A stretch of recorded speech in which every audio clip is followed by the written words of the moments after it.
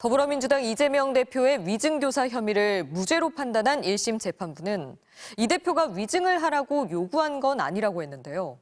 저희가 70여 쪽에 이르는 판결문을 분석해 보니 있는 대로라거나 안 본 걸 얘기할 필요는 없다는 이 대표 발언이 무죄 판단의 중요한 근거가 됐습니다. 검찰 공소장에서는 찾을 수 없었던 말이었습니다. 윤상문 기자입니다. 검찰은 이재명 더불어민주당 대표의 통화 녹음을 유죄 근거로 내세웠습니다. 그런 얘기를 들었다고 해주면 되죠. 김진성 전 성남시장 비서에게 그런 얘기를 들었다고 해주면 되지라면서 허위 증언을 해달라고 했다는 겁니다. 재판부는 판결문 끝에 별도로 이 발언을 한 번 더 따졌습니다. 우선 알지 못하는 내용에 대해 들어서 알고 있는 것처럼 허위 증언을 요청한 것으로 해석할 여지가 있다고 했습니다.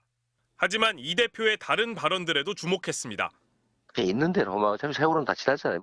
김일성 간이 안 본 거 뭐 그런 얘기 할 필요는 없는 거고. 그때 당시 사건을 다시 재구성하자는 건 아니고. 재판부는 이런 발언들이 사실대로 진술해달라는 취지로 해석할 여지도 있다고 했습니다. 검찰은 이 대표에게 불리한 부분을 부각시켰지만 전체 맥락을 보면 통상적인 증언 요청으로 보인다는 겁니다.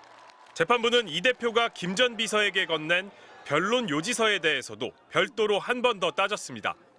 김 전 비서는 이 대표의 주장이 담긴 변론 요지서에 대해 제가 거기 맞춰서 해야죠라고 말했습니다. 재판부는 이 대표가 적은 대로 증언하겠다고 말한 것으로 해석할 여지는 있다고 했습니다. 하지만 이 대표가 변론 요지서를 제공하면서 기억을 되살려보라고 말하거나 김 씨 말을 들은 뒤 안 본 거를 얘기할 필요는 없다고 말한 만큼 위증을 요구했다고 볼 수 없다고 판단했습니다. 모두 검찰 공소장에 없던 내용입니다. 검찰은 1심 판결 직후 위증은 인정하면서도 위증교사 혐의는 무죄를 선고한 데 대해 납득하기 어렵다며 항소의 뜻을 밝혔습니다. 하지만 녹취록만으로는 유죄 근거가 되지 않는다고 1심 법원이 따진 만큼 검찰이 새로운 증거를 제시할 수 있느냐가 항소심의 관건이 될 것으로 보입니다. MBC 뉴스 윤상문입니다.